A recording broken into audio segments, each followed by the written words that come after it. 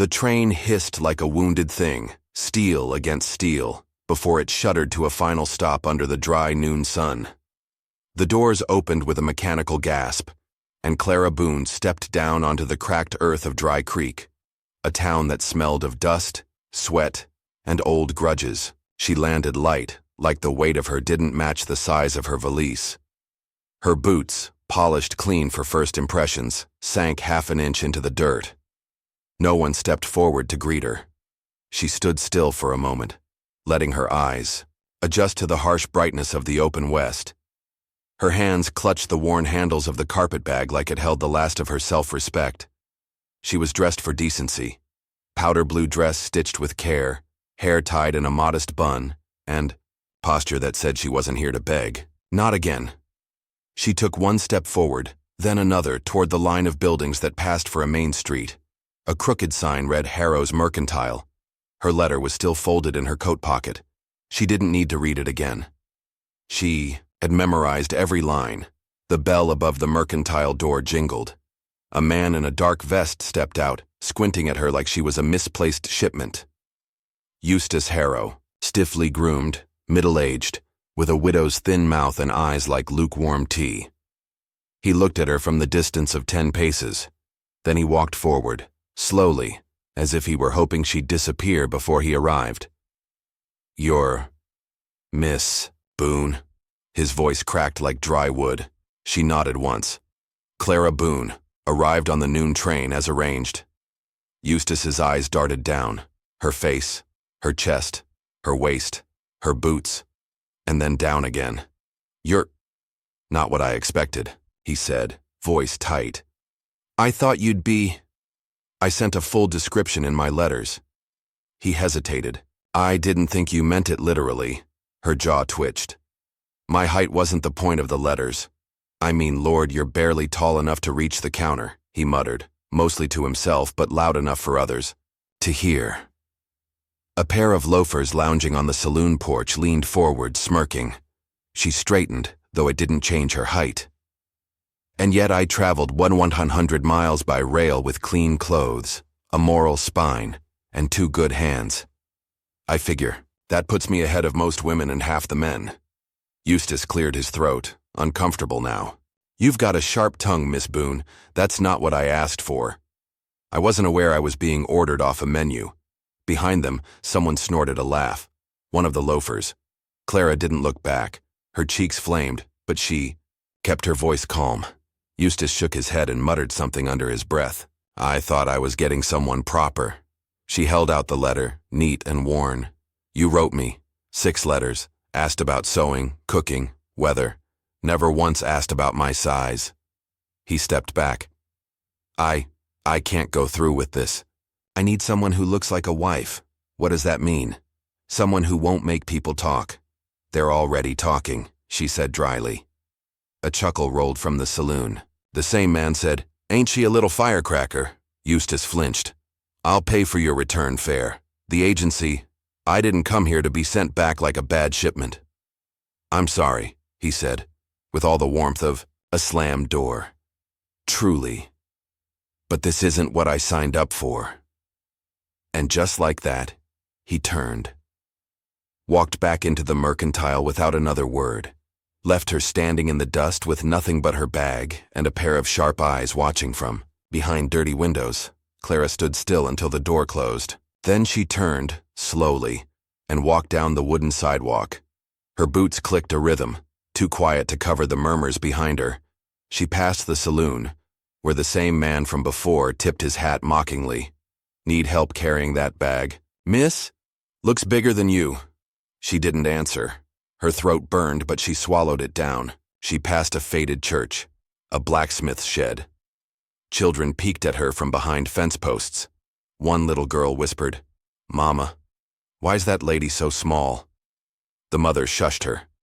Clara didn't stop walking until she reached the edge of the town where the road bled into gravel and the sky stretched wide. Her bag thumped onto the hard ground. She sat on a sun-bleached log and stared at the dirt. The wind picked up, tossing grit into her eyes. She blinked once, twice. She did not cry. Time passed in the way it does when there's nothing left to count. A creak of leather, a hoof scrape, a shadow moved behind her. "Bad day?" a voice asked, deep and quiet. She didn't turn. "You could say that." "Long trip?" "100 miles. Give or take." "You waiting on someone?" "I was. Not anymore." A pause. The sound of dismounting. The man moved into her periphery. He was tall, broader than most. Long braid, dark shirt, hands worn by labor. She looked up slowly. "I'm Tannen," he said. "Clara." He nodded. "Want to ride somewhere that isn't here?" She stared at him for a beat too long. "What's the catch?" "No catch. You look like someone who could use a fire and a meal. I don't know you. And I don't know you. But you're still sitting here." She stood up slowly. "If you try anything, I won't." He turned toward the road. Horse doesn't like drama anyway. She almost smiled at that. She picked up her bag. "Your horse has good taste." The ride was silent. The sun was hot. The town grew small behind them.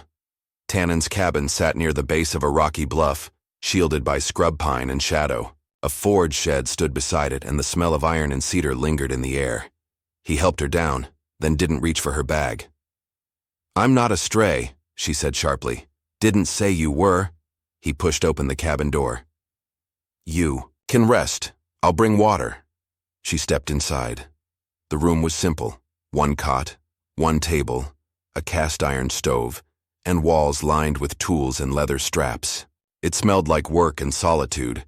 She liked it more than she wanted to admit. She sat. Her hands trembled slightly. She pressed them into her lap until they stopped. Tannen returned with water in a tin cup. She drank it in silence. When she finished, he didn't ask her what happened. He just nodded once, then set a piece of bread beside her. "You make this?" she asked. "My sister taught me before she passed."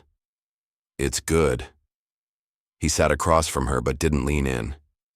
"You don't ask many questions.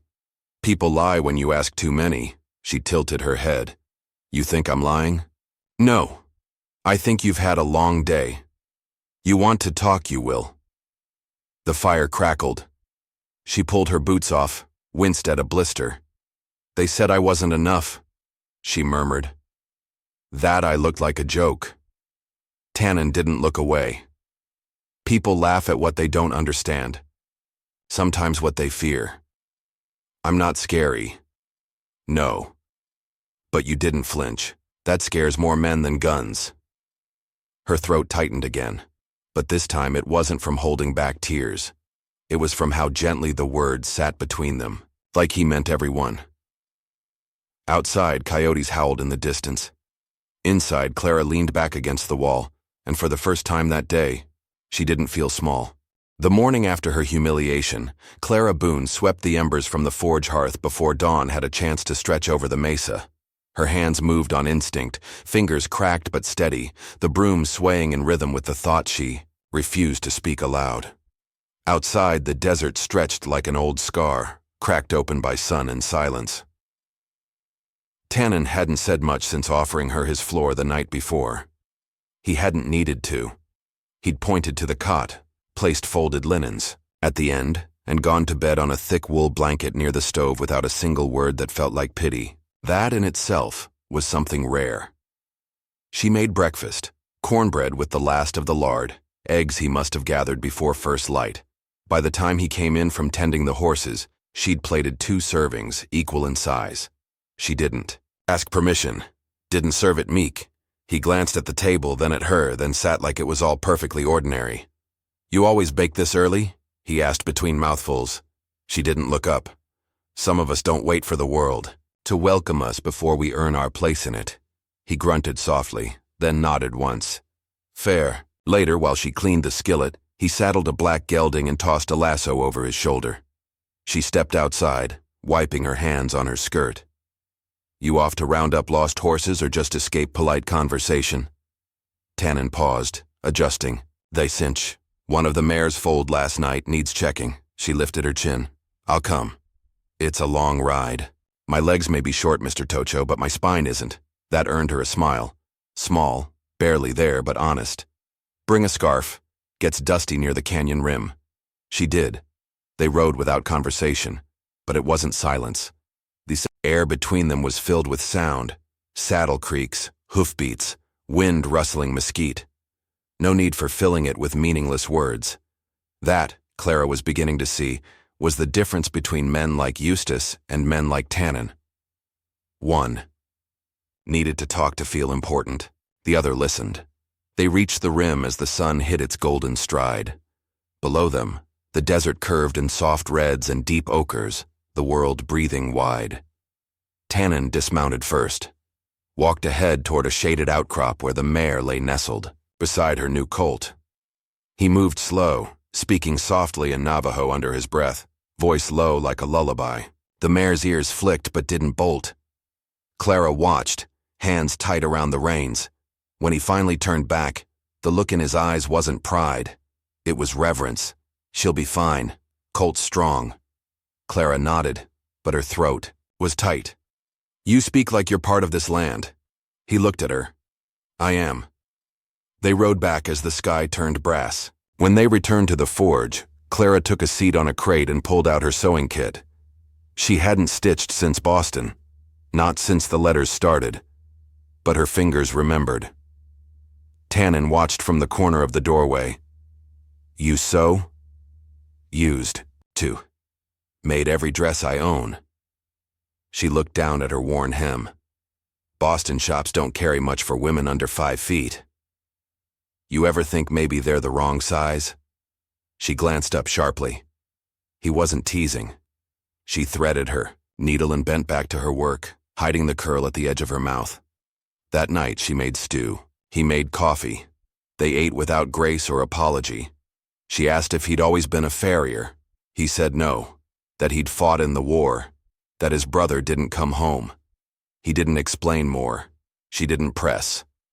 When she asked why he lived alone, he said, because people talk too much. She chuckled. Then you're in the wrong county. Dry creeks, all tongues and no teeth. Tannen tilted his head. They hurt you. Clara paused. No, they tried to. But I didn't break, just bent. Where I'm from, that's how you survive the worst of it. A beat passed, then another. You know what I hate? She said softly. Not the insults, not the rejection. It's the way they looked past me, like I wasn't enough space in the world to take seriously. Tannen's eyes didn't flinch. You're more than enough. She didn't answer, but the needle in her fingers slowed. Days passed. She stayed. Not because he asked her to, not because she had nowhere else to go, but because in that space between forge smoke and coffee grounds, she began to remember who she was before the world tried to trim her down. She swept the shop, organized tools, cooked, baked. She set up a table outside and sold cornbread and pies to the riders passing through. She didn't smile unless it was earned, didn't lower her voice for any man. Tannen offered her his bench at meals, and never once looked surprised when she had opinions. She found an old trunk of cloth he hadn't touched in years and set up a sewing corner in the forge's side room. Within days, the local Navajo women came with torn blouses, patched trousers, worn aprons. Clara stitched them all, her seams straight, her hands quick. One brought her fresh eggs in thanks. Another left berries. On Sunday morning, a white woman stopped by, wary, glancing around, like she might be caught. She placed a child's frock on the table. Can you fix the hem? She asked. Clara didn't answer with words. She just picked up her needle. The next day, there were 2 more.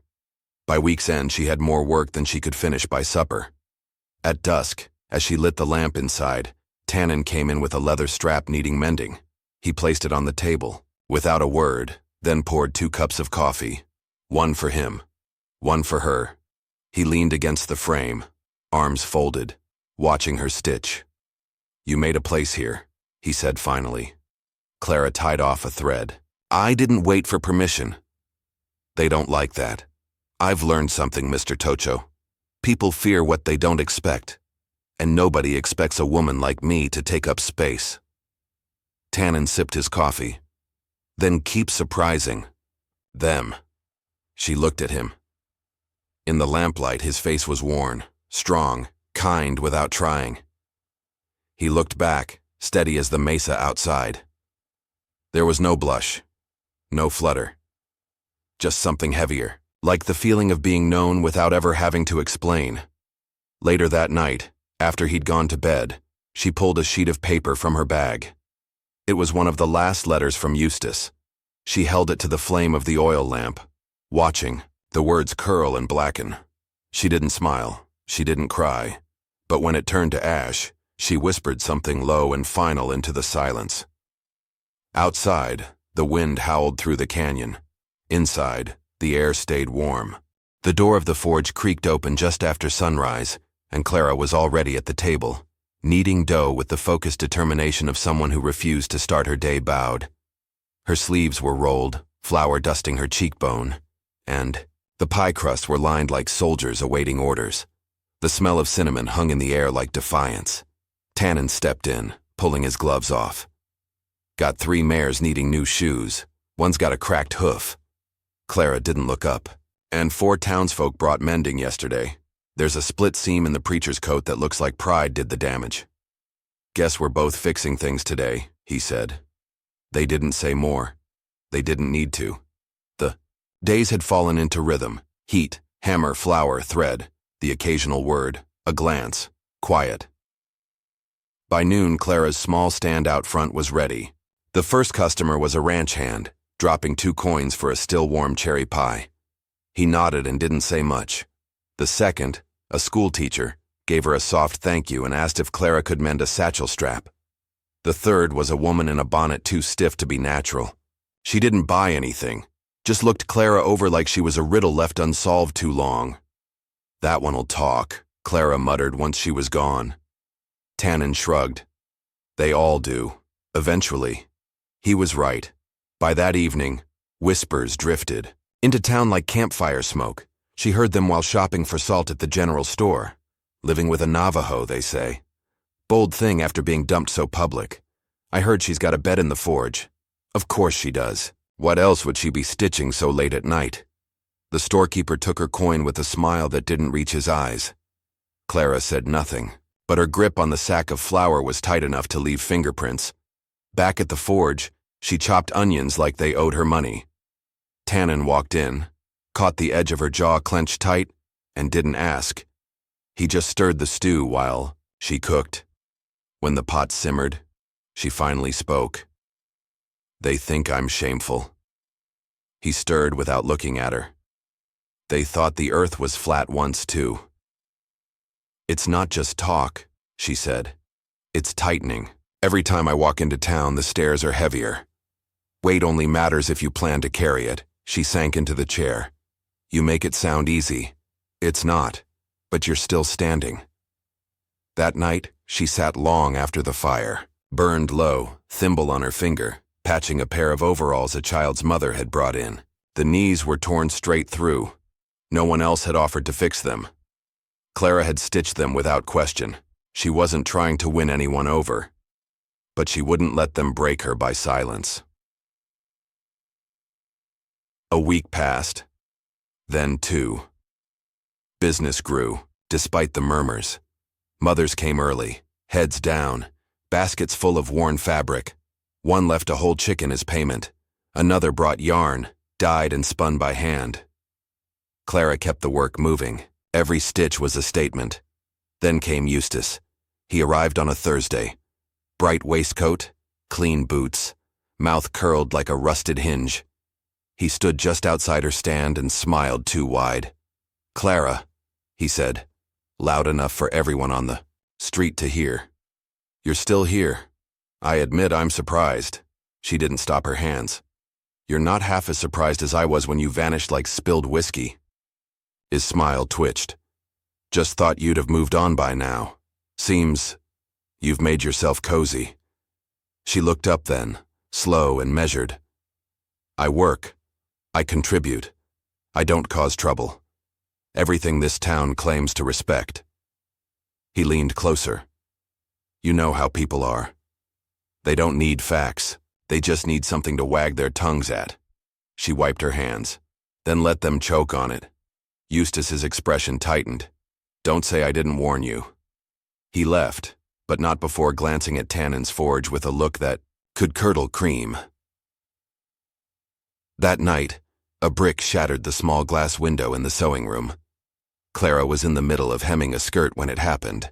The crash, the cold air, the silence that followed. It all landed heavy.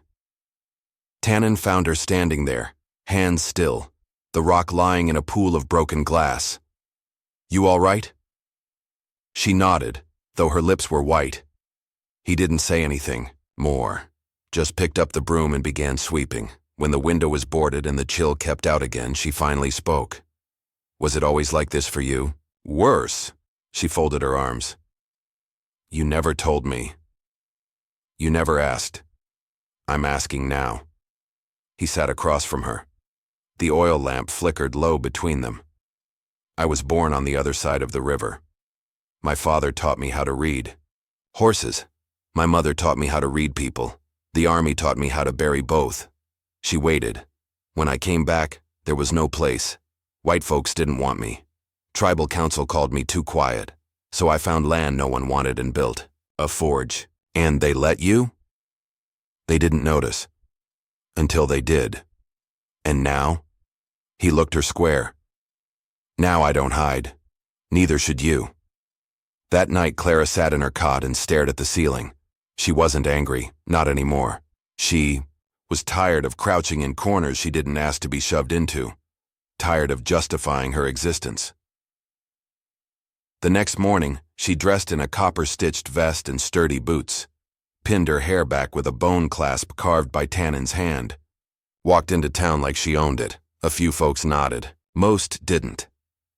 At the post office, she delivered mended gloves. At the schoolhouse, she hung new curtains stitched with heavy wool. And at the bakery, she handed the owner a sack of ground cinnamon she'd traded 3 pies for. By noon, she'd done half a dozen errands and worn the stairs like armor. But just before she returned to the forge, a woman stepped from the churchyard, bonnet pale, mouth tight. My boy said you touched his hand, she said without preamble. Clara paused. He scraped it on the fence. I cleaned the cut. You used Navajo herbs. I used what? Worked. The woman stared, then lowered her voice. It stopped bleeding. He slept through the night. Clara nodded once. I don't agree with everything, but I can't argue with results. Then the woman turned and walked away, skirt swishing behind her. Clara didn't smile, but her hands relaxed. By week's end, the forge was busy again. Tannen shoed 2 horses. Clara sold out of pies before sunset. A local girl came by with her father, asking shyly if Clara could teach her to sew. When they left, Tannen stood by the door, arms crossed. You didn't flinch today. I was too busy. Good. Means they're starting to see you. They don't have to see me, she said, folding fabric. They just have to stop trying to erase me. That night, as the stars hung thick and bright above the mesa, Clara stood outside the forge, hands in her pockets. The wind tugged at her skirts. Tannen joined her, quiet beside her. They'll never stop talking, will they? Nope. And we'll never stop standing. Nope. A beat passed. Then I guess we're just getting started.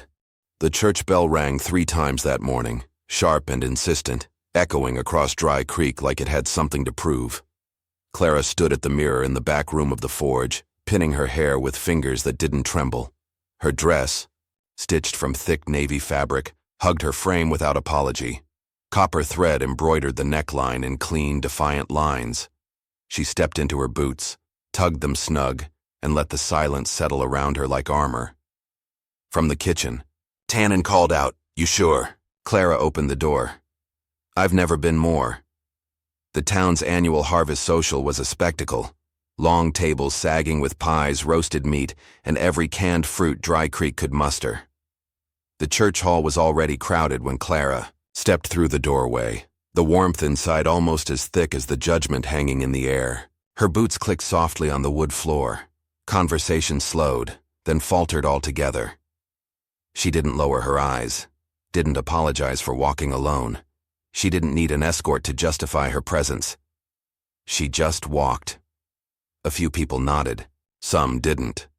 A few leaned in and whispered as she passed, and she heard the familiar sting in their tone. Surprise weaponized into cruelty. She found an empty chair near the wall and sat without flinching. Her hands folded neatly in her lap. She scanned the crowd, face unreadable, until her gaze landed on the open door. Tannen stepped in wearing a clean linen shirt, black trousers, and a dark vest that looked better on him than anything had a right to. He scanned the room, expression steady. And then he saw her. He made his way across the floor with the quiet force of a storm rolling in. No nods, no apologies, just a straight line through the crowd toward her. Clara stood. "Miss Boone," he said, lips hinting at a smile. "You clean up well." "I had help." She extended her hand. He took it. The music struck up, an old fiddle tune that didn't ask permission to fill the space. Tannen nodded toward the floor. "May I?" She hesitated for only a breath. "You may." Their first steps were cautious but not clumsy. Her boots moved in time with his. His hand rested just lightly at her back, guiding nothing, steady as the ground itself. Around them, conversations resumed, half-hearted and uneven, like people, trying to remember what they were saying before the dance started. Clara didn't look at them. Her gaze stayed fixed ahead. Level. Finally. "You're staring," Tannen said quietly. "I'm soaking it in. Doesn't happen often." "What doesn't?" "Dancing eye to eye." He held her gaze. "You should do it more." She smiled. Barely. When the song ended, they stepped aside. The chatter resumed, louder now. Clara accepted a glass of cider, sipping it slowly as the warmth settled in her chest. That's when Eustace appeared. He stood by the back pews, alone, but smug. The look on his face, something between disdain and self-satisfaction. He waited until Clara met his gaze, then crossed the room.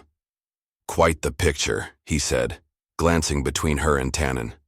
"I almost didn't recognize you in a proper dress." Clara didn't blink. "You always did have poor vision." "Thought I looked like a child, remember?" Eustace smirked. "Guess if you're small enough, you'll settle for anything that moves." Tannen took a step forward, but Clara's hand touched his arm lightly, stopping him. She looked Eustace in the eye. "Better to be small in stature than small in soul." The smirk faltered. She didn't stop. "You could have had a partner. Someone loyal, honest, capable. Instead, you chose to be loud and forgettable." A quiet hush had fallen over the space around them. The pastor's wife was staring. The baker paused mid-slice. Someone near the back murmured, "Lord," she told him. Eustace's ears flushed red. "You're making a spectacle of yourself." Clara set down her glass. "No, I'm making a point. There's a difference." He turned on his heel, face tight, and stormed out the door without a backward glance. Tannen exhaled. "You handled that better than I would have. You give me courage. You already had it. I just reminded you." The rest of the night passed in a quieter sort of glow. More dances, more cider, a few tentative smiles from the very same women who once whispered about her on porches. She didn't mistake it for acceptance. But it wasn't rejection either. By the time they left, the sky was a dark velvet canvas, stars scattered thick above the town. The walk back to the forge was silent. When they reached the porch, Tannen paused before the door. "You were remarkable tonight." Clara looked at him. "You mean besides starting a war in the church hall?" "I mean because of it." She laughed, low and tired. "They're going to talk more now." "Let them." A few days later, the letter arrived, sealed with the stamp of the county land office. Tannen didn't open it in front of her, but she saw his shoulders shift when he did. He handed it to her wordlessly. Complaint filed by Eustace Harrow. Alleged. Land encroachment by one Tannen Tocho. Recommendation. Investigation pending. Clara stared at it. "He's trying to push you out. Or stir the pot." She folded the letter slowly. "Then I guess it's time we stir back." The town council met once a month. The next meeting was 4 days away. The morning of, Tannen pulled his boots on with a wince. his leg still stiff from an old injury. Clara laced up hers without ceremony. He looked at her across the table. "You don't have to come." "Yes, I do." The town hall was crowded. Standing room only. Farmers, merchants, churchgoers, and folks with too much time on their hands all packed in, waiting for something to talk about later. Councilman Morton cleared his throat. "Mr. Harrow, you filed a formal complaint. Please present your statement." Eustace stepped forward, face smooth, voice calm. "Mr. Tocho has been operating a business on disputed land. He's had no formal deed presented. I move that the council review his standing." "And what harm has this business done you, Mr. Harrow?" Judge Pomeroy asked. Eustace didn't miss a beat. "This isn't personal. It's legal. This town's future depends on upholding property law." Clara stepped forward then, before anyone called on her. She didn't ask permission. She stood beside Tannen. Didn't look at the papers. Didn't look at the map. She looked at the room. "I came here a stranger," she said. "I was laughed at, rejected, measured by inches and not worth." The room shifted, murmurs rising. But I stayed. I stitched curtains for the schoolhouse. I mended boots for the preacher. I've given more to this town in 3 months than some folks do in a lifetime. Eyes turned toward her now. "This man beside me," she continued, "has repaired your horses, your tools, your fences. And yet, the moment he becomes visible, someone files a complaint." Eustace opened his mouth. Clara didn't let him speak. "You can follow the letter of the law or the spirit of justice. But make no mistake, what's happening here isn't about land. It's about control. It's about a man who didn't get his way and wants to make sure no one else gets peace either." The room fell still. Judge Pomeroy cleared his throat. "Council will deliberate." They stepped outside while the vote took place. Tannen leaned against the railing, arms folded. Clara stood beside him, back straight. "You didn't have to do all that," he said quietly. "I didn't come here to be quiet." A few minutes passed. Then the doors opened. Councilman Morton announced the result: complaint dismissed, forged rights upheld. A handful of townsfolk clapped. Others muttered. Eustace was nowhere in sight. Clara turned to Tannen. "Still think I shouldn't have come?" He shook his head slowly. "I think I'd follow you into a thunderstorm. Already did." They walked home in silence, but their shadows stretched side by side, long and even in the golden light.